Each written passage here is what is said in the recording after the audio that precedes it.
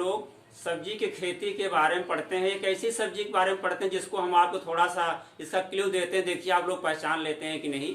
देखिए एक सब्जी ऐसी है जो कि हमारे खासकर गर्मियों में उगाई जाती है और बरसात में उगाई जाती है, और उसको गर्मियों में लोग बड़े चाव से खरीदते हैं और खाते हैं, और बहुत पौष्टिक भी होती है, अच्छी होती है। उसकी सूखी सब्जी बनती है। तो आप समझ रहे होंगे कौन सी सब्जी ऐसी गर्मियों जो सूखी सब्जी बनती है, और वो खासकर एक महिलाओं के अंग के आधार पर उसका नाम पड़ा हुआ है। तो आप अब भी उससे नजदीक पहुंच रहे होंगे। अब उसके अंग, महिलाओं के अंग के बारे में बताओ, कौन सा अंग उसका होता है? महिलाओं की अंगुली के नाम पर उसका उस सब्जी का नाम पड़ा हुआ है। अब आप उसको समझ गए होंगे, लेकिन देखिए वो कौन सी सब्जी है जिसको महिलाओं के अंगुली के नाम पर पड़ा है। महिलाओं की अंगुली क्यों, आदमी की अंगुली क्यों नहीं? क्योंकि जानते हैं महिलाओं की अंगुली क्या होती है, ऊपर थोड़ी सी मोटी होती है, लेकिन नीचे वाला हिस्सा जहाँ नाखून होता है बहुत नोकीली होती है। तो उसी आकार की हमारी एक सब्जी होती है। अब आप लोग एकदम क्लियर पहुंच चुके होंगे उस सब्जी क्या नाम है? लेडीज फिंगर, या उसको हम लोग हिंदी में भिंडी के नाम से जानते हैं, और उसको हम लोग ओकरा भी कहते हैं। देखिए भिंडी, उसका नाम है भिंडी, या इंग्लिश में कहते हैं लेडीज फिंगर। लेडीज फिंगर क्योंकि उसकी अंगुलियों के आधार पर इसका नाम लेडीज फिंगर पड़ा है, और इसको हम लोग ओकरा के नाम से भी जानते हैं। ये है, अगर देखा जाए भिंडी का जो वैज्ञानिक नाम होता है ये होता है एबलमास्कस स्कुलेंटस, और इसकी जो फैमिली होती है, परिवार की स्कूल की परिवार है, तो मालवेसी परिवार की सब्जी है। और इसी परिवार के देखिए हमारे बहुत ही इम्पोर्टेंट फसल भी है, जिसका हम लोग क्या करते हैं, वस्त्र पहनते हैं। वस्त्र हमें कहाँ से प्राप्त होता है? कॉटन से। जो हमें कॉटन की फसल है, कपास की फसल होती है, उससे हमें वस्त्र हमारे बनते हैं, धागे बनते हैं। तो वो उसी परिवार की ये भी हमारी सब्जी है। तो इसका देखिए जो वैज्ञानिक नाम, वनस्पतिक नाम है, बोटेनिकल नेम है एबलमास्कस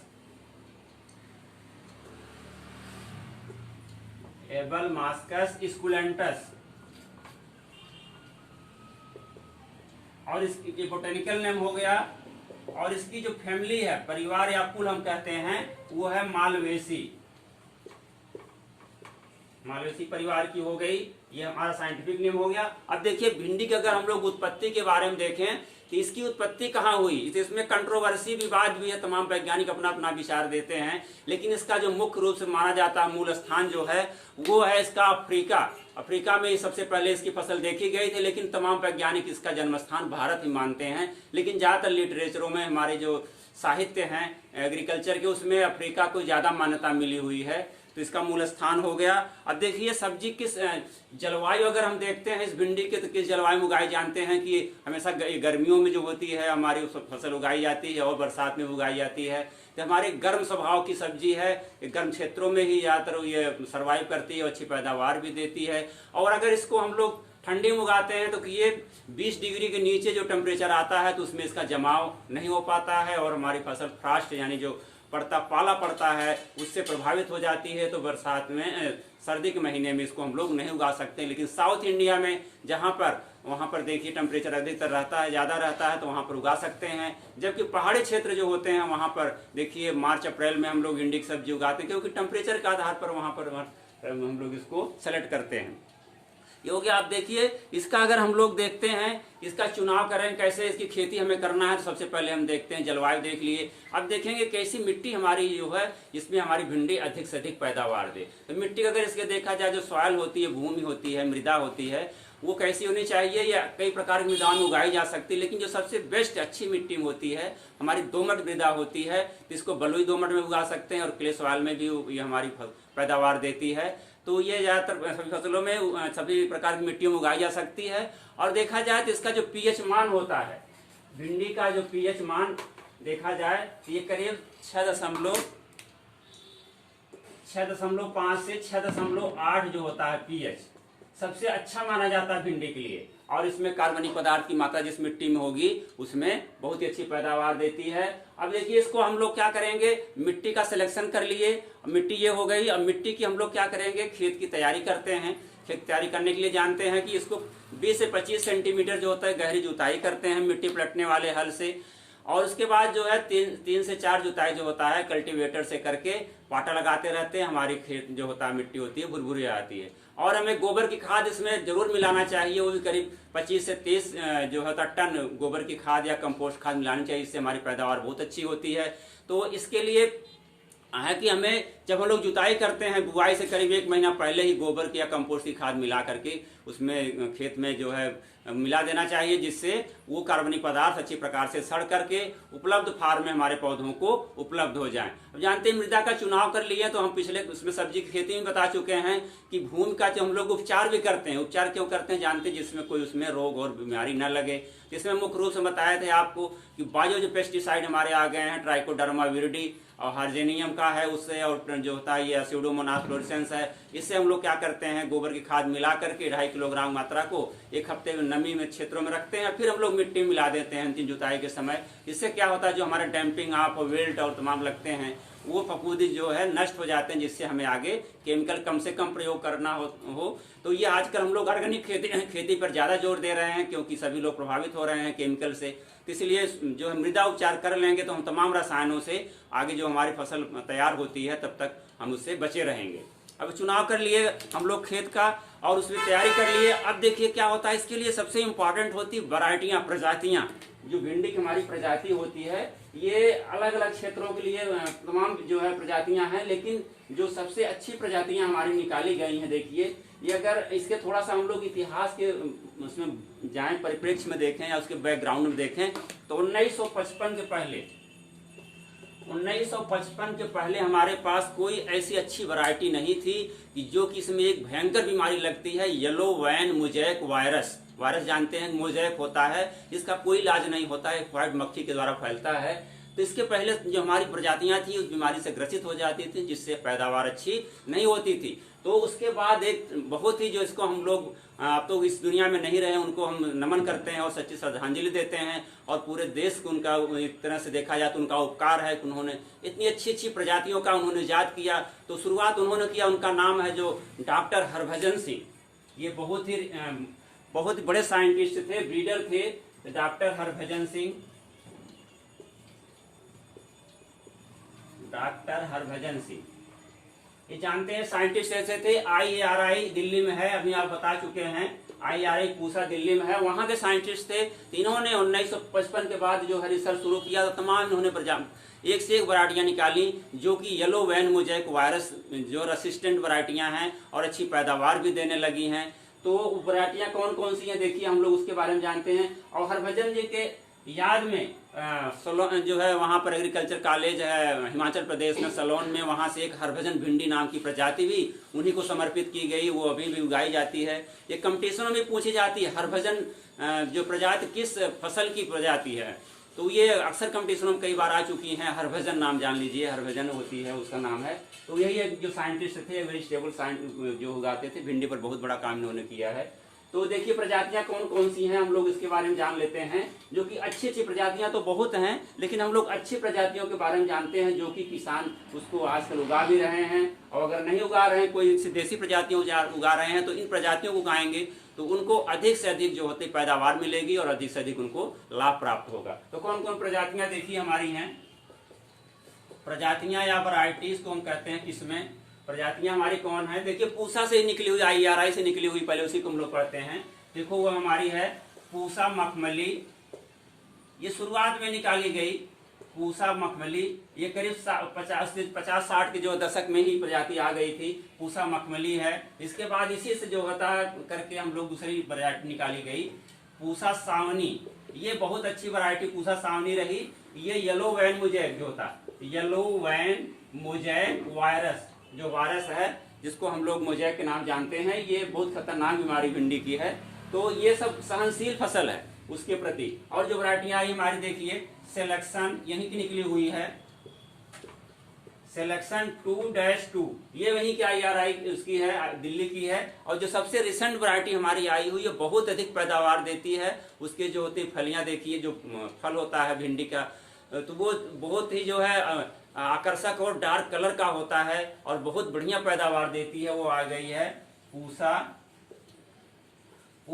A4, पूसा A4 के नाम से ये वैरायटी आ गई। इस समय पूरा भूचाल मचाए हुए है, बहुत अधिक उगाई जा रही है। और इसकी एक विशेषता और है कि इसमें जैसे हम लोग देखिए गन्ने की फसल में पेड़ी लेते हैं, वैसे ये जो होती है पूसा A4 को अगर हम लोग गर्मियों में उगाए हैं, ग्रीष्मकालीन भिंडी फसल लिए हुए हैं, और इसको हम लोग क्या करते हैं जून में अगर 25 से 30 सेंटीमीटर ऊंचाई से काट देते हैं तो पेड़ी की तरह इससे शाखाएं निकलती हैं, जैसे हमारे गन्ने में निकलती हैं, तो हमारी फसल बोनी में नहीं पड़ती और ये काम करती है। ये अब एक अर्का अभय है, वो साउथ इंडिया की है। दोनों रैटून भिंडी के लिए बहुत अच्छी मानी जाती हैं और आजकल प्रयोग भी की जा रही हैं। तो हमारी पूसा की वैरायटी होगी जो सबसे अच्छी मानी जाती है, खूब उगाई जा रही हैं। कुछ वैरायटियां और हैं, देखिए कौन कौन सी वैरायटियां हैं। देखिए एक है पंजाब से निकली हुई वैरायटियां जो उत्तर भारत के लिए बहुत ही अच्छी होती हैं। तो नॉर्थ इंडिया वाली जो वैरायटियां वो यहाँ भी उगाई जा रही हैं। पंजाब, उत्तर प्रदेश, हरियाणा और आपका मध्य प्रदेश, सब बिहार, ये सब क्षेत्रों में उगाई जाती हैं। तो पंजाब से देखिए है पंजाब पद्मिनी, पंजाब पद्मिनी, ये है पंजाब एग्रीकल्चर यूनिवर्सिटी लुधियाना से निकाली हुई है। और वहां से एक और निकाली गई है, देखिए पंजाब 7 और पंजाब 8, ये वहाँ की, ये सब यहीं की हैं, हमारी पंजाब एग्रीकल्चर यूनिवर्सिटी लुधियाना से निकाली हुई हैं। इसके अलावा देखिए अगर पंजाब है तो हरियाणा भी उससे कम नहीं है, हरियाणा से भी निकाली हुई वैरायटियां हैं। जो हिसार, जानते हैं कि हिसार एग्रीकल्चर यूनिवर्सिटी है वहाँ पर हरियाणा में है, तो वहाँ पर निकाली हुई कौन, देखिए हिसार उन्नत, ये वैरायटी बहुत बढ़िया है। येलो बेल मुझे वायरस रेजिस्टेंट है। और इसके अलावा वर्षा उपहार यहीं की है, हिसार की ही है, वर्षा उपहार, ये वर्षा उपहार के बारे में भी कई बार कंपटीशन जो आते हैं पीसीएस के एग्रीकल्चर, तमाम आते हैं एग्रीकल्चर पेपर जो आते हैं, सामान्य में भी आता है। वर्षा उपहार किसकी प्रजाति है, ये देखिए हमारी भिंडी की है। हरभजन के बारे में पूछा गया, अर्का अभय के बारे में पूछा जाता है, और ये वर्षा उपहार है, ये हमारी प्रजातियां होगी। इसके अलावा देखिए और प्रजातियां हैं जो अच्छी प्रजातियां, हम उसको जान लेते हैं कौन कौन सी प्रजातियां हैं। देखिए चंद्रशेखर आजाद कृषि प्रौद्योगिकी विश्वविद्यालय कानपुर से कुछ प्रजातियां निकाली गई, उसको देख लीजिए। एक जो सबसे अच्छी वैरायटी अभी रिसेंट निकली हुई है वो है आजाद क्रांति। आजाद, जानते हैं कि ये जो वैरायटियां निकलती आजाद के नाम से है, आजाद क्रांति, ये कानपुर सीएसए की है, सीएसए कानपुर। तो आजाद क्रांति हमारी प्रजाति है। आजाद क्रांति वहाँ की सबसे अच्छी इसमें है। और आ गई हैं आजाद 1 और आजाद 2। इसके अलावा कल्याणपुर, वहाँ पर एग्रीकल्चर जो है, वहाँ पर वेजिटेबल रिसर्च सेंटर है, कानपुर सीएसए का ही है, तो वो भी पहले कल्याणपुर के नाम से आया करती थी। तो देखिए कौन कौन सी वैरायटियां वो भी हमारी हैं। कल्याणपुर भिंडी 1, कल्याणपुर भिंडी 2, कल्याणपुर भिंडी 3, जो अभी आई है वो कल्याणपुर भिंडी 4 अभी रिसेंट आई हुई है। ये हमारी वहां की वैरायटियां हो गई। इसके अलावा देखिए कुछ और वैरायटियां हैं हमारी, जैसे निकाली गई है एग्रीकल्चर कॉलेज सलोन से भी बताए थे, वो कौन सी है, हरभजन। ये हरभजन जब कॉम्पिटिशन में पूछा जाता है तो भिंडी नहीं लिखते, केवल हरभजन लिखते हैं। तो ये हरभजन भिंडी है, ये वहां से निकाली गई है। सलोन जानते हैं कि वहां पर हिमाचल प्रदेश में है, तो वहाँ एग्रीकल्चर कॉलेज सलोन की निकाली हुई हरभजन भिंडी, उन्हीं के सानिध्य बताया था, अभी डॉक्टर हरभजन सिंह थे, उन्हीं को समर्पित की गई है। उन्हीं के यादगार में ये भिंडी जो प्रजाति निकाली गई उन्हीं के नाम पर ये रख दी गई है। इसके अलावा हमारी और प्रजातियां हैं, देखिए उसके बारे में हम लोग थोड़ा जान लेते हैं। वो कुछ साउथ इंडिया की प्रजातियां हैं, वो देखिए अभी हम लोग पढ़े थे कि अर्का सीरीज की जो प्रजातियां होती हैं, अर्का जानते ही हैं कहाँ पर है, IIHR,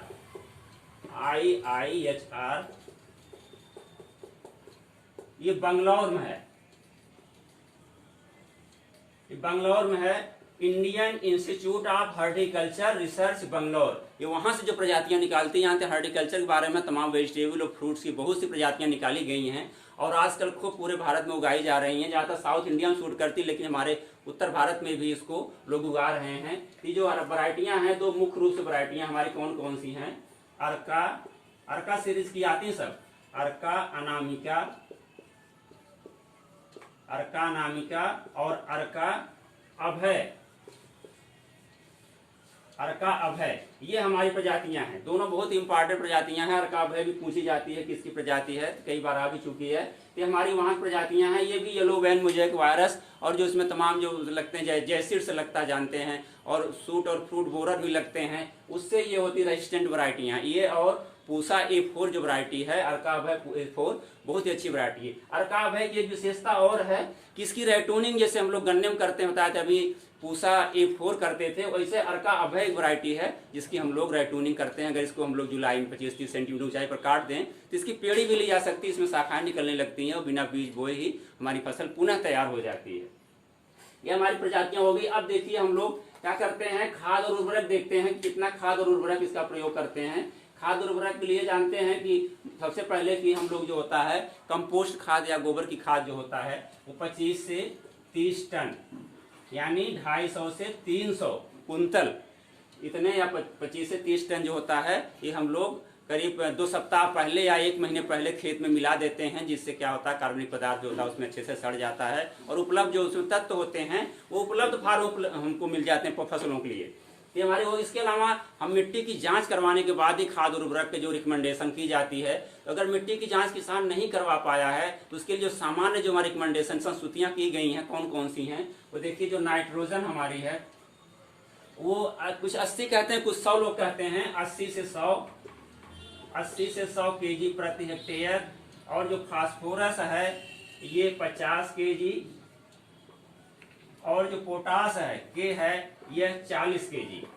इसके लिए भिंडी के लिए पर्याप्त माना जाता है। इसके अलावा इसमें कहते हैं अगर जिंक और मॉलिब्डेनम भी 15 से 20 किलोग्राम खेत मिला दिया जाए तो बहुत ही अच्छा प्रभाव डालता है। तो इसको देने का तरीका क्या है, जो नाइट्रोजन हमारा है इसकी आधी मात्रा और फास्फोरस और पोटास की पूरी मात्रा जो होता है अंतिम जुताई के समय हम लोग खेत में इसको दे देना चाहिए 5-6 सेंटीमीटर गहराई पर। उसके बाद इसको जो होता है जो नाइट्रोजन की बची हुई आधी मात्रा है वो 25 से 30 दिन बाद खेत में छिड़काव कर देते हैं। तो जो हमारी फसल होती है बहुत अच्छी होती है, उत्पादन भी अच्छा देती है। अब इसके लिए देखिए बीज और बीज उपचार कैसे करते हैं। इसका बीज जो होता है जानते हैं कि 2 सीजन में उगाई जाती है। बोने का समय क्या है, बोने का समय जानते हैं कि भिंडी की फसल हम लोग 2 बार उगाते हैं। एक अगेती फसल होता है जो हम लोग समर क्रॉप कहते हैं, जिसको स्प्रिंग सीजन में बोते हैं। वो देखिए स्प्रिंग सीजन, स्प्रिंग और समर बोलते हैं,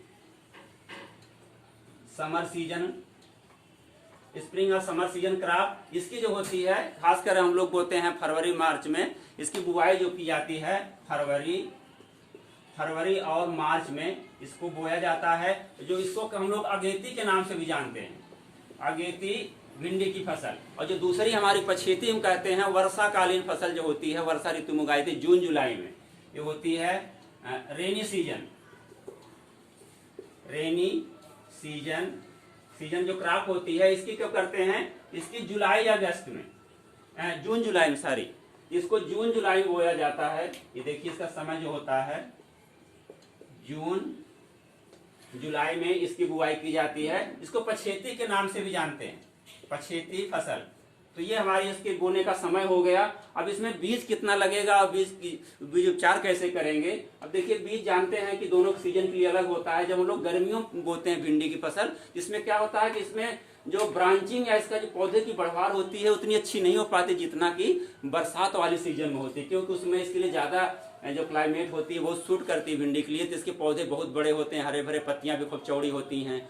तो उसकी अनुकूल परिस्थितियां पाने पर पौधे काफी ऊंचे हो जाते हैं, तो व्यवहार अच्छी होती है। तो बीज की मात्रा वैरी करती है। जो हम लोग करते हैं फरवरी मार्च में जब बोते हैं, फरवरी मार्च में या ग्रीष्मकालीन जब बोते हैं, इसकी बीज ज्यादा लगे क्योंकि इसकी दूरी भी कम होती है। इसके लिए हम लोग बीज की मात्रा करते हैं, देखिए बीज की मात्रा करते हैं 18 से 20 किलोग्राम प्रति हेक्टेयर होता है। और जो इसमें करते हैं जून जुलाई में, जब जून जुलाई में बोते हैं वर्षाकालीन में, जून जुलाई में बीज की मात्रा जो होती है वो होती है 10 से 12 केजी पर हेक्टेयर। जानते हैं अगर बीज है तो बीज का उपचार भी हम लोग करेंगे। उपचार के लिए सबसे बढ़िया हम लोग बायोपेस्टिसाइड जानते थे, अभी हम लोग आप बता दिया था कि इसमें ट्राइकोडर्मा विरिडी के जो 4 ग्राम ट्राइकोडर्मा विरिडी ये होता है, ट्राइकोडर्मा विरिडी का 4 ग्राम पर केजी सीड, किरणेट से हम लोग क्या करते हैं, बीज उपचार कर लेते हैं जो फफूंदी जनित रोग है, नहीं लगते। इसके अलावा अगर ये नहीं उपलब्ध हो पा रहा है तो हमें क्या करना चाहिए, कैप्टान जो होता है या बॉबिस्टीन सबसे बढ़िया मानी जा रही है, जो तमाम फफूंदी होती है वो भी नष्ट हो जाती है इससे, शुरुआत में नहीं लगती हैं। तो बॉबिस्टीन से हम लोग क्या करते हैं, इसको एक दवा है बॉबिस्टीन की 3 ग्राम मात्रा पर केजी सीड की दर से हम लोग बीज 2.5 से 3 किलोग्राम ग्राम है ये 2.5 या ग्राम या 2 ग्राम या 3 ग्राम तक, इसको 3 ग्राम ज्यादा हो जाता है, 2 से 2.5 ग्राम दवा जो होता है बॉबिस्टीन की पर किलोग्राम बीज की दर से उसमें मिला करके बीज को उपचारित कर लेना चाहिए। अब देखिए बीज बोने के लिए होता है कि इसका बीज थोड़ा सा गर्मियों में जब बोते हैं तो इसको 15-20 घंटा पहले बीज को क्या करें, डुबो देना चाहिए। और इसके बोने के लिए ध्यान रखना चाहिए कि खेत में पर्याप्त नमी होनी चाहिए। जब नमी होगी तभी हमारा बीज गर्मियों में जमता, जानते हैं उसमें गर्म हवाएं चलती हैं तो बहुत जल्दी नमी उड़ जाती है। तो उसके लिए हम लोग सब पहले बीज जो होता है को डुबो करके उसको करीब 15 से 20 घंटे पहले भिगो देते हैं। उसके बाद फिर उसको छान करके अगर सुखाते हैं छाया में, उसके बाद बीज उपचार करके तब बोते हैं। अब बोने की दूरी कितनी होती है, देखिए इसकी जो डिस्टेंस होती है, जब फरवरी मार्च में हम लोग बोते हैं तो पौधे क्या होती है, बढ़वार कम होती है, उसका जो पौधे होते हैं वो छोटे छोटे रह जाते हैं, उसी फल शुरू हो जाती है, बहुत बड़ा पौधा नहीं हो पाता है। तो जानते हैं जब पौधे छोटे रहेंगे इसीलिए बीज की मात्रा भी ज्यादा लग रही है 18 से 20 किलोग्राम, तो इसकी दूरी भी कम होती है।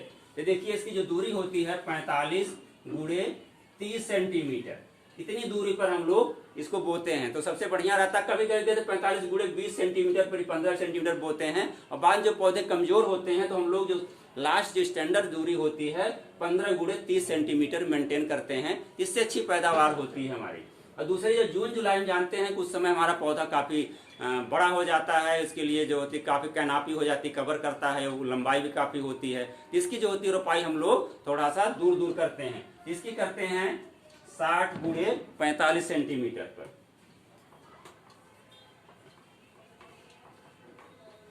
60 × 45 सेंटीमीटर की दूरी पर हम लोग इसकी रोपाई करते हैं। तो क्या होता है, इसमें हमारी पैदावार भी अच्छी होती है और फसल के लिए बढ़वार के लिए प्रॉपर स्पेस भी मिल जाता है। तो ये हमारी हो गई बुआई। बुआई के बाद देखिए इसमें हम लोग क्या करेंगे, सिंचाई भी करते हैं। सिंचाई जानते तरीका होता है कि सिंचाई हम लोग कब करेंगे, गर्मी के महीने में देखिए अक्सर 5-6 दिन में या 1 सप्ताह के अंदर हमको बार बार इसकी सिंचाई करनी पड़ती है, उसमें टेम्परेचर अधिक होता है। और जबकि बरसात में होता है तो बरसात होती रहती है, तो आवश्यकता अनुसार जो होता है बरसात में हम लोग सिंचाई करते रहते हैं। इसकी के बाद सिंचाई के अलावा इसमें निराई गुड़ाई देखिए होता है, खरपतवार होते हैं, खरपतवार नियंत्रण के लिए सबसे बढ़िया है तो हम लोग इसमें हाथ से निराई गुड़ाई इसकी कर लेते हैं। गर्मियों में होता है तो खुरपी से निकाल लेते हैं, निकाल करके इसको हम लोग खरपतवार अलग कर देते हैं। नहीं तो हमारी फसल क्या होती, काफी प्रभावित होती है, जो हमारे पोषक तत्व होते हैं खरपतवार भी अवशोषित करते रहते हैं।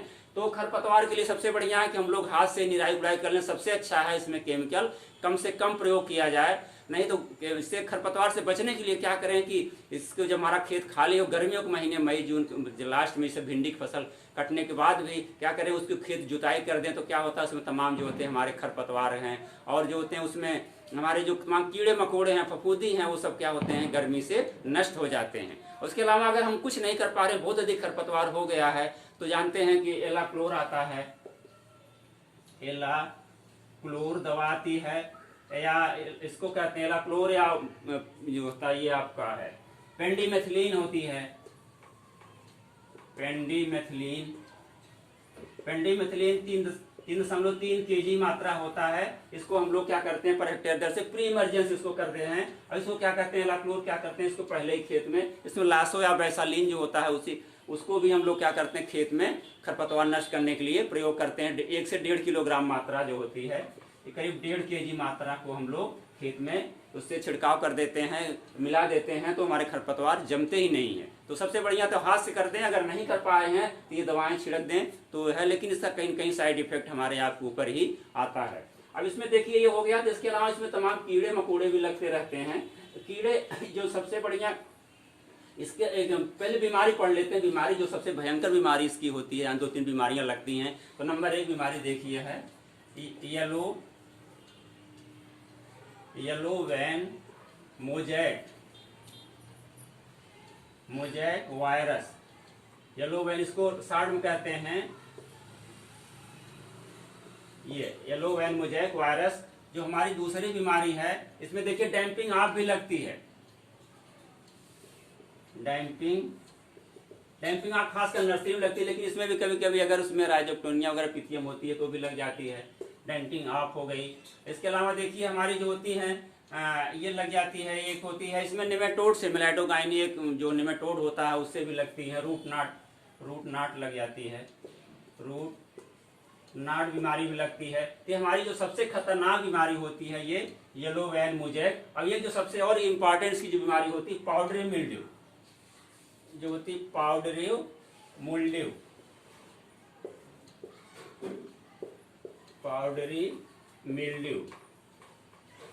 पाउडरी मिल्ड्यू कहते हैं। ये देखिए सबसे ज्यादा ये फैलती कैसे फैलती है, एक होती है व्हाइट फ्लाई, एक कीड़ा होता है व्हाइट फ्लाई। ये क्या करता है, जब पौधे को इफेक्ट करता है इसी के माध्यम से हमारा येलो वैन मोज़ेक वायरस होता है। इसका लक्षण क्या होता है, जो पत्तियां हमारी होती हैं एकदम देखिए वो सब पीली पड़ जाती हैं। पीली पड़ने के बाद धीरे धीरे वो केवल मध्यसिरा रह जाता है। येलो वैन, देखो वैन माने उसकी जो सिराएं होती हैं, जो उसकी सिरा होती है वो पहले पीली होती है, धीरे धीरे पूरी पत्ती पीली हो जाती है और पत्तियां धीरे धीरे सिकुड़ने लगती हैं और फिर गिर जाती हैं। और हमारे इससे जो फल होते हैं भिंडी के वो भी प्रभावित होते हैं, पीले हो जाते हैं, जिसकी मार्केट वैल्यू एकदम खत्म हो जाती है और फसल जो होता फल देना बंद कर देती है, तो बहुत बड़ा नुकसान पहुंचाती है।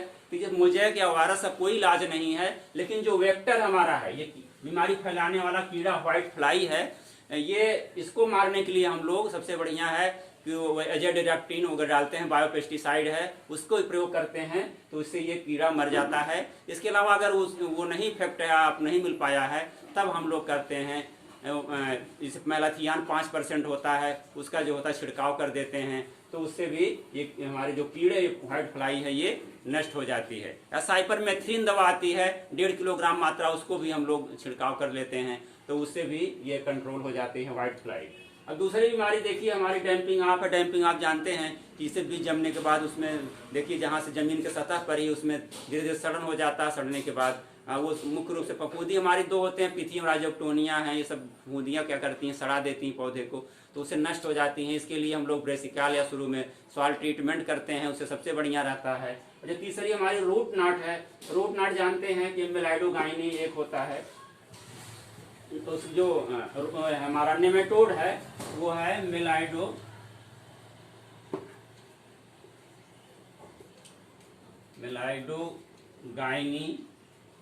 मेलाइडोगाइनी होता है। मेलाइडोगाइनी रिकग्निटा करके इसका नेमेटोड का नाम है। ये क्या करता है कि हमारी जो जड़ होती है, हमारी फसल की जो जड़ें होती हैं, यहाँ पर जगह जगह गांठें बन जाती हैं। ये गांठों से क्या होता है, जो फूड मटेरियल है पौधे को, न्यूट्रिएंट जो होता है अवशोषित करके ऊपर नहीं जा पाता है, पौधा हमारा धीरे धीरे छोटा रह जाता है, मुरझा जाता है और धीरे धीरे समाप्त हो जाता है। इसको नष्ट करने के लिए सबसे बढ़िया है जो नेमेटोड है, हमारा रूट नाट होता है। जो रूट नाट जानते हैं, रूट माने जड़, नाट माने गांठ होती है, जड़ों में जैसे गांठ बन जाती है। इसको नष्ट करने के लिए सबसे बढ़िया है डीडी आता है या नेमेगेन आता है, नहीं तो सबसे बढ़िया बायोप जो कंट्रोल करते हैं। इसमें नीम की खली अगर 2 से 2.5 कुंटल हम लोग इसको खेत में प्रयोग कर दें तो जो निमेटोड होते हैं ये नष्ट हो जाता है। इसके अलावा तमाम कीड़े फफूंदी होंगे वो भी नष्ट हो जाते हैं। तो नीम की खली या नीम के जो उसका निबोली होती है उसको हम लोग क्रश करके खेत मिला देते हैं तो ये नष्ट हो जाता है। और जो हमारी सबसे एक और खतरनाक येलो वैन मोज़ेक के बाद देखा जाए तो ये पाउडरी मिल्ड्यू जो होती है, इसको हम लोग तुलासिता रोग हिंदी में कहते हैं। थोड़ा हिंदी में टेढ़ा होता है इसलिए मैं इंग्लिश में नाम लिख देता हूँ, तो इंग्लिश में लिखेंगे, अगर हिंदी में लिख देंगे पाउडरी मिल्ड्यू, अगर हिंदी में आप ऐसे लिखते हैं पाउडरी मिल्ड्यू रोग, तब भी आपको पूरे नंबर मिलते हैं, इसमें नंबर कटौती नहीं होती है। तो आप देखिए जो सबसे खतरनाक बीमारी येलो वैन मोज़ेक वायरस के बाद ये पाउडरी मिल्ड्यू भिंडी में बहुत प्रभावित करती है। इसमें क्या होता है, जो पत्तियों के नीचे सफेद रंग का पैच बनता है, सफेद पाउडर की तरह नीचे बनेगा और धीरे धीरे उसका प्रभाव ऊपर भी आ जाता है। तो हमारी पूरी पत्ती क्या होती है, धीरे धीरे पीली पड़ करके सूख करके गिरने लगती है, तो पूरा पौधा प्रभावित हो जाता है। तो उससे बचने के लिए इसमें जानते हैं सल्फर का प्रयोग करते हैं, जिसको पाउडरी मिल्ड्यू कंट्रोल करने के लिए सल्फर, उसको एक केराथेन आता है, वो सल्फर कंपाउंड ही होता है या सल्फेक्स के नाम से भी आता है, सल्फेक्स या केराथेन या सल्फर पाउडर भी आता है, तो उसका भी छिड़काव हम लोग कर देते हैं, तो उससे हमारी फसल ये बच जाती है। जैसे हमारा केराथेन है, एक आती इसका 0.6% के घोल का, यानी 6 ग्राम को हम लोग क्या करेंगे, 1 लीटर पानी में घोल करके उसी तरह से छिड़केंगे। जितना एरिया आपका होगा उस हिसाब से हम लोग इसका छिड़काव कर लेंगे,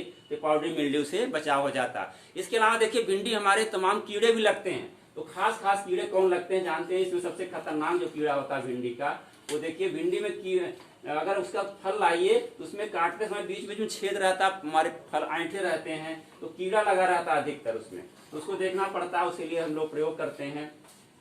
तो इसके देखो जो हमारा सबसे जैसिड एक होता है,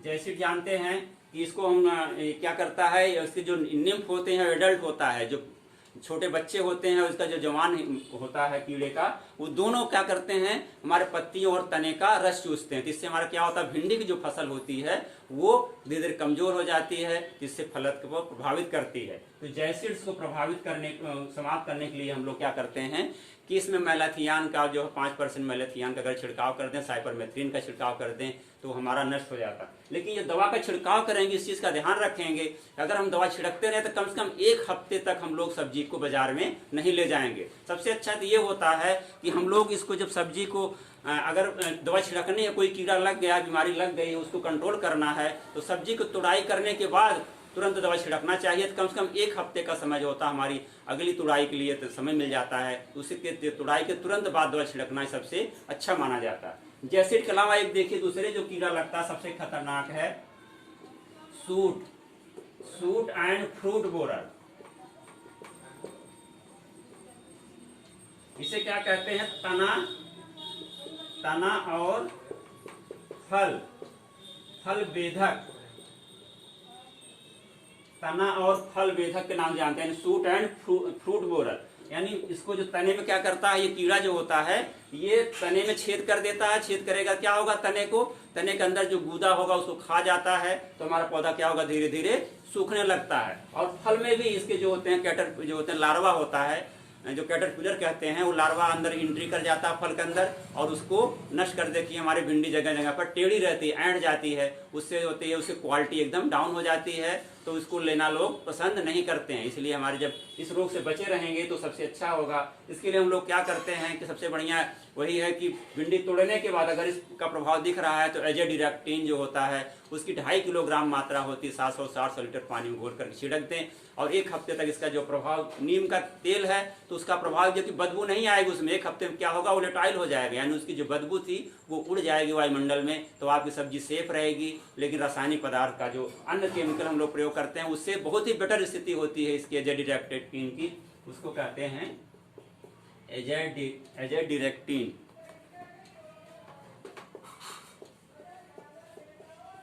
एजेडिरेक्टिन के 2.5 kg मात्रा, 2.5 लीटर आता लिक्विड आता है, 2.5 लीटर मात्रा जो होता है पर हेक्टेयर में 700 से 800 लीटर पानी में घोल करके इसको छिड़क देते हैं, तो इससे कंट्रोल हो जाता है। नहीं तो फिर हमारे पास तमाम वही केमिकल आए हैं, थायोडान है, मैलाथियान है, उसका छिड़काव करेंगे तो उससे जानते हैं कि उसका रेजिडुअल इफेक्ट जो होता है उससे इसी प्रभाव क्या है, फसल पे आएगा, फसल से कहीं न कहीं हमारे आपके शरीर में आएगी, जिससे हम लोग प्रभावित होंगे। और इसके बाद जो कीड़ा भी इसमें और लगता है, देखिए, क्योंकि ये उसके परिवार की है, मालवेसी कुल की है। मालवेसी में एक होता है काटन बाल बग होता है, काटन बग के नाम से जानते हैं। वो क्या करता है, ये है काटन बग।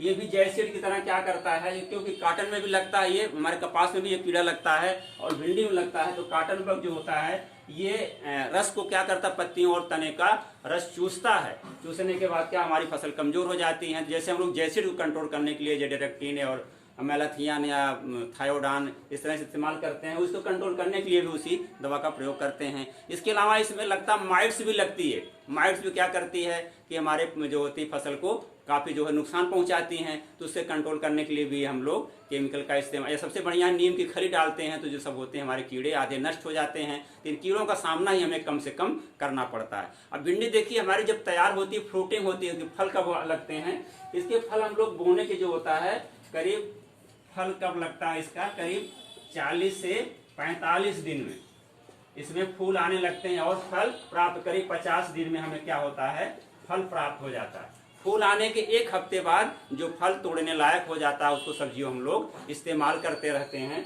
तो हमारी तो फल की तैयार हो जाता है। तैयार होने के बाद हम लोग तुड़ाई करते हैं। इसमें अभी आप बताए थे हमारी 2 वैरायटियां हैं, इसकी हम लोग रैटूनिंग करते हैं, यानी जैसे रैटून बोलते हैं इसको, जैसे हम लोग गन्ने को काट कर रैटून लेते हैं वैसे अभी बताए थे आपको। ये है पूसा A4 और अर्का अभय। अर्का अभय ये 2 वैरायटियां हैं, रैटून के लिए सबसे अच्छी मानी जाती हैं। इसको जो होता है हम गर्मी की फसल लेने के बाद जून जुलाई के महीने में क्या करते हैं, 20 से 25 सेंटीमीटर की जमीन से ऊंचाई पर क्या करते हैं, काट देते हैं, तो इसके बगल से शाखाएं तमाम निकल जाती हैं जो हमारी वर्षाकालीन फसल के लिए तैयार हो जाती हैं। दोनों वैरायटियां तो बहुत अच्छी मानी जाती हैं। ये तमाम बीमारियों और रोग से और कीड़ों से जो होती हैं फ्री होती हैं और उनकी क्वालिटी भी बहुत अच्छी मानी जाती है। पूसा A4 के तो सबसे बेस्ट मानी जा रही है इस समय। तो ये इसमें कीड़े भी नहीं लगते हैं जो हमारे ये कीड़े लगते हैं सूट और फ्रूट बोरर, इससे भी कम प्रभावित होती है और जैसिड से भी कम प्रभावित होती है। तो बहुत ही अच्छी वैरायटी है, ये कर लेते हैं। इसके बाद फल तोड़ने के बाद जानते हो उपज कितनी प्राप्त होगी हमें। भिंडी की उपज होती है वेरी करती रहती है, अलग अलग वैरायटियों की अलग अलग जो हैं। इसमें देखिए 80 से लेकर के 90 या 1 कुंटल जो होता है, 1 कुंटल पर हेक्टेयर होता है और बहुत से लोगों को बहुत प्रिय सब्जी होती है। इसमें देखिए प्रोटीन की मात्रा होती है। इसमें जो होता है एल्ब्यूमिन, देखिए चिपचिपापन आता है उसके, एल्ब्यूमिन जो भिंडी में चिपचिपापन होता है क्यों कारण होता है, वो होता है एल्ब्यूमिन। एल्ब्यूमिन होता है जैसे अंडे में देखिए जो व्हाइट होता है सफेद कलर का उसमें होता है एल्ब्यूमिन होता है, उसी टाइप की भिंडी में चिपचिपाहट होती है तो एल्ब्यूमिन कारण होता है। और इसमें जो प्रोटीन की मात्रा होती है वो देखिए तो 1.9%, कुछ जगह पर देखिए 2.2% तक भी इसमें जो होता है प्रोटीन हमें मिल जाता है। इससे प्रोटीन के अलावा इसमें तमाम जो होते हैं कैलोरीज मिलती हैं, कार्बोहाइड्रेट मिलता है, विटामिन मिनरल्स, खनिज लवण, कैल्शियम, मैग्नीशियम, सल्फर, जिंक, वो जितने बोरान या मॉलिब्डेनम, आयरन है हमारे शरीर के लिए आवश्यक होते हैं, सब तत्व मौजूद होते हैं, बहुत पौष्टिक होती है। इसके अलावा इसमें रेशे की मात्रा भी अच्छी होती है जो हमारे डाइजेशन के लिए बहुत ही अच्छी मानी जाती है, जिससे हमारा पेट भी साफ रहता है। और इसमें विशेषता और देखिए इसका उपयोगिता कितनी है। इसके जो डंठल होते हैं इसको आप गुड़ जहाँ बनता है, गन्ने की खेती होती है, देखिए भिंडी या एक दूल्हा एक पौधा होता है जो कि गन्ने खेत में अक्सर होता है। तो जो भिंडी का पौधा है और जड़ होता है इसमें ऐसे रसायन पाए जाते हैं जो कि अपने गन्ने के रस को साफ कर, जब गुड़ बनाते हैं उसको साफ करने के लिए इसका रस को हम लोग क्या करते हैं, कूच करके पीट करके इसका रस उसमें डालते हैं तो हमारे जो गन्ने की जो मैली होती है उसमें गंदगी होती है उसको साफ कर देता है। इससे हमारे गन्ने कि जो गुड़ की क्वालिटी होती है और खांड की क्वालिटी होती है बहुत ही अच्छी बन जाती है। इसके अलावा इसके तने से देखिए हम लोग क्या करते हैं, पेपर इंडस्ट्री में भी प्रयोग करते हैं क्योंकि इसमें रेशेदार होता है, तना कड़ा भी होता है तो वहाँ भी प्रयोग करते हैं। तो इसका बहुतायत प्रयोग होता है भिंडी का, इसकी उपयोगिता बहुत अधिक है। तो आज हम लोग भिंडी के खेती में पढ़ लिए और बहुत ही इम्पॉर्टेंट सब्जी है, ये परीक्षाओं में पूछी जाती है भिंडी की खेती और कंपटीशनों में पूछी जाती है, तो इसको आप लोग अच्छे से समझ लीजिए और पढ़ लीजिए। तो आज इस सब्जी खेती को हम यही समाप्त करते हैं, अगली फसल के लिए हम लोग फिर मिलेंगे। धन्यवाद।